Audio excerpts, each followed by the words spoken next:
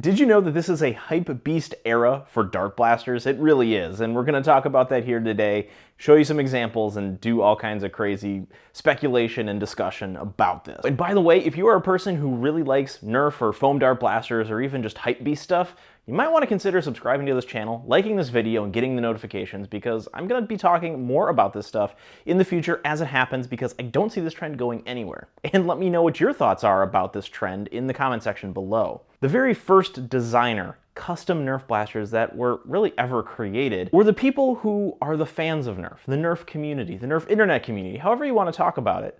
They are the very first people to modify their blasters to make them something unique, make them something collectible, desirable, and have specific traits and even a little bit of personality that you could know exactly which blaster was made by whom. And of course, as everything goes, there is a groundswell and excitement within the community, and companies will take notice of that. And if there's a large enough audience talking about this, creating these things, it's a safe bet that a company is going to explore options to bring this to market and bring this onto store shelves to be enjoyed by a wider audience. Because let's face it, the Nerf community, while amazing, still isn't mass market. You can't go to the store shelf and get something from the Nerf community. You have to know about it. You have to subscribe to YouTube videos. You have to be on Instagram. You have to follow crazy people on TikTok to get a better understanding of the Nerf community at large. And of course these companies are taking notice. It would be unwise of them not to. So we started seeing special editions. We started seeing store exclusives. For instance, the new Hammer Shots from Amazon.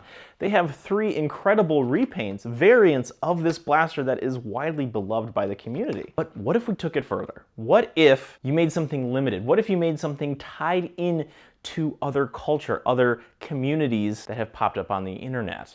And that's where the Hypebeast blasters come from. One of the very first instances, one of the very first moments designed with a specific aesthetic, designed with specific names, was the Xshot and Ninja collaboration. Now these blasters were the ones we had seen before, however, because they had the Ninja branding, because they had the Ninja colors and logo and all those other elements, it was a subline of what Xshot had been doing for quite some time. It was a designer blaster based on the influencer personality of the mega streamer. And here's the thing, when I go thrifting, I don't see a lot of the Ninja blasters out there.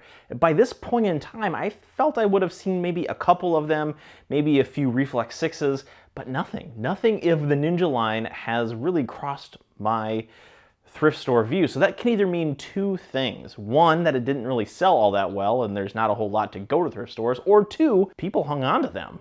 They are speculating on the fact that Ninja, being the big name that he is going to be something that people hang on to and will turn up to be collectible. It's hard to tell at this point though.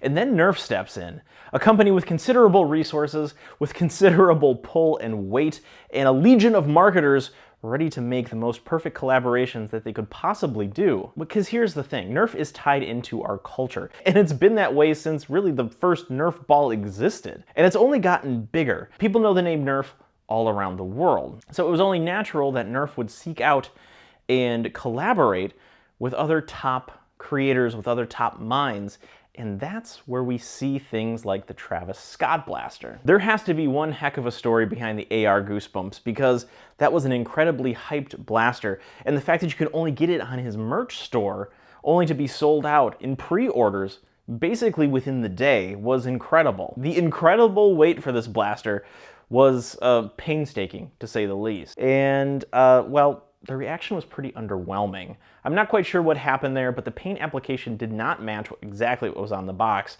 So that was extremely disappointing after all that wait and all that hype. But that didn't really stop the collaborations from happening. Probably the learnings from that blaster itself is paving the way for some of the other things.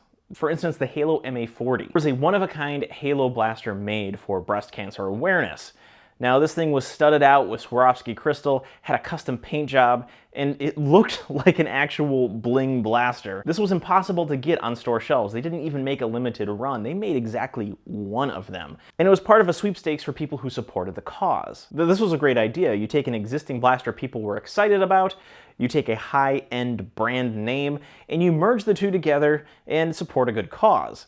If you're a collector like me though, you're a little bit sad that they didn't make more than 1, because it'll be physically impossible to ever have a complete Halo Nerf collection because there's only one of those floating out there. But again, this is just another stepping stone in the path towards more and more designer Hypebeast blasters. So that brings us to the Supreme Rival takedowns. Everybody knows the name Supreme, and in fact we saw a little bit of a collaboration with Supreme and Super Soaker with the Super Soaker Supreme 50. Personally, I'm excited about these blasters. They seem fairly accessible. Hopefully they make enough of them that they don't sell out immediately. This is seemingly a perfect collaboration for Nerf. Everybody knows the name Supreme, everybody knows the name Nerf. You put them together and you have something collectible, designer, and a little bit unique based on a really good Nerf blaster. Or you can't talk about Hypebeast stuff without talking about clothing. And of course, throughout all of this, Nerf has come and collaborated with a few certain clothing lines that actually make some really neat looking things. Now, one of the most recent Hypebeast blasters to be announced was the Nerf and Hype collaboration. Based on the Disruptor blaster, they had two different versions. This digital camo look, which looks absolutely phenomenal, just the neon colors, so bright, so colorful. You just want to grab that and play with it. It just looks so amazing. And then you also have this rainbow heat map style blaster that, again, is probably my favorite of the two just because of how clean and how smooth that fade looks between the paint lines. There's just one problem with them though. They are not available for sale again. This is another one of those instances where you have to submit your information to be part of a drawing to hopefully win one of these very limited edition blasters. You want to have these blasters be exclusive by nature because you're collaborating with another exclusive brand. You have to create this chase, you have to create this desire for people to want the blasters, and that's been no issue with these so far. However, the mechanisms and the avenues to collect these blasters is really limited and really low. When you talk about Hypebeast clothes, there's a lot of avenues to trade those things, resell them, and generally they can change hands provided they're in good condition. However, when we go into the realm of toys, specifically Nerf blasters, there just really aren't all that many great mechanisms for that. And it's going to be a challenge if I'm ever going to get my hands on these incredible looking disruptors. I hope I do. It's just the fact that I'm just not going to stay up at night waiting for that to happen. But no matter how easy or difficult it is to collect these blasters, the one thing that I always remember is that it creates more story behind the Nerf brand. As a collector, as an enthusiast myself, that story is often more valuable or more interesting than actually having it in my hands. And on the rare chance that in a few years' time that you ever run across one of these things, that story will give way to legend, which will give way to myth, and the way that these blasters change hands over time. So overall, I really like this idea of collaboration. And over time, I imagine a future where all these bumps and hiccups in the road get smoothed out.